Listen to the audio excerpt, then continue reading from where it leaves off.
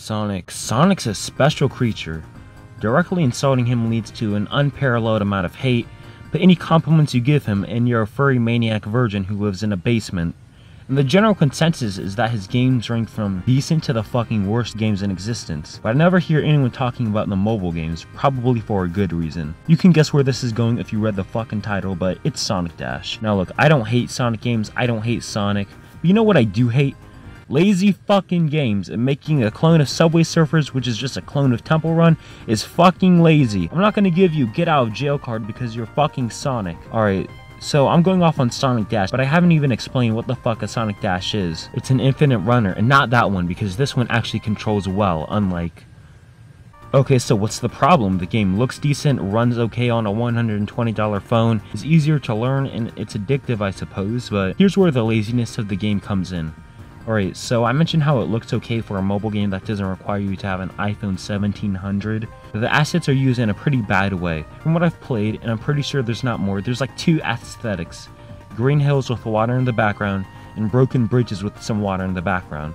Now that would be fine if each level after a boss battle had some sort of change, maybe more than two designs, maybe a subtle seasonal difference, maybe the levels getting progressively more trashy, as technology versus nature has always been a theme in Sonic, but nope, there's just green hills and broken bridges, which gets visually boring after like 10 minutes of playing. Yeah, sure, it's a free game, and I realize Temple Run and Subway Surfers also lack in visual diversity, but at least with Subway Surfers, the updates kinda sorta change shit. That and Sonic Dash came after both of these games, so I'd expect them to put in a little more effort. Fuck it, a good example of a free, infinite runner that's visually interesting is Rayman Adventures, which I fucking love, and not just because it's Rayman, but it looks so good. Like, this shit could be a PS3 game or something. And I get it's not the same thing, but you can tell how much effort the team put into making each and every level visually interesting and mechanically different. Now, I'm not a game designer or anything, but I can still appreciate how much time they put into this. Now let's look at Sonic Dash. Boring! The same shades of blue, green, and gray are used throughout. And I'm not saying Sonic can't work as an infinite runner, just look at Sonic Runners, which used to be a thing until they shut down the servers or some shit. Anyway, this game looks great, and from what I've heard plays great, it's just not very Sonic-like. And what do I mean by that? Well, Sonic's design since the first game has been focusing on two things, going fast and exploring. Like in the 2D games, you can explore shit and go fast because all you have to maintain is going right, and you can actually go back to explore, but in these infinite runners, you can't do that. That means level design has to be sacrificed unless you want to go the Rayman Adventures route of allowing you to switch directions. And clearly you can't do that, so you're more focused on collecting shit than exploring.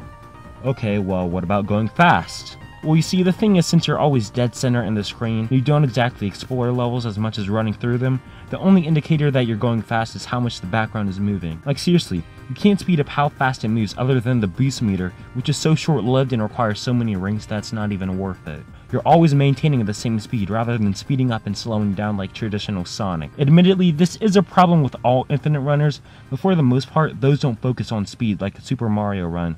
It's a more glaring issue that makes me wonder why they even went with the infinite runner route in the first place for a series that's about going fast.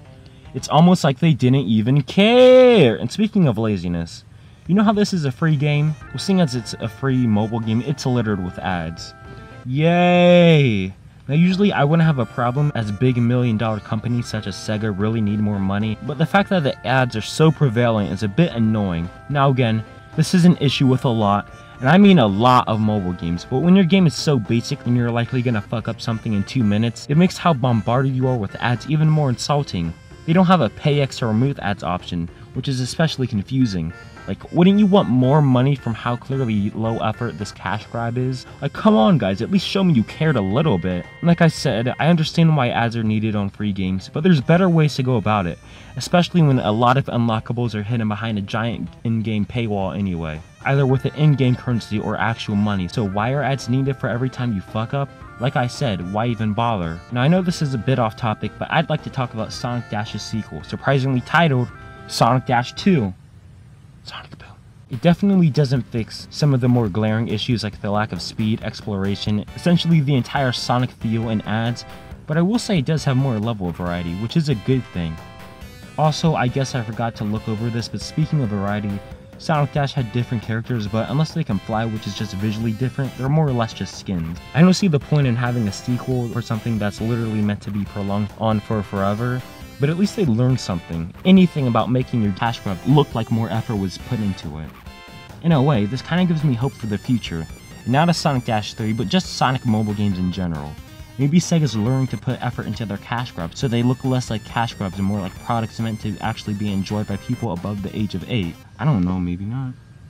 Sega's not very good at learning from their mistakes, so I'm not really counting on it. Sonic Dash is irrelevant nowadays, for better or for worse. There's too many ads, it's visually unappealing, it isn't very Sonic-like in terms of gameplay, and is ultimately crafted in a code of bleh. But I guess for the most part, it plays well, looks well in terms of models and textures, and for a free game, that is somewhat impressive. It's a decent waste of time if you can look past some of the more glaring flaws, and don't care for the likes of Subway Surfers and Temple Run, which do the same thing Sonic Dash did, albeit years before, but hey, I can't stop you. Some things could be fixed, but I guess you get your money's worth.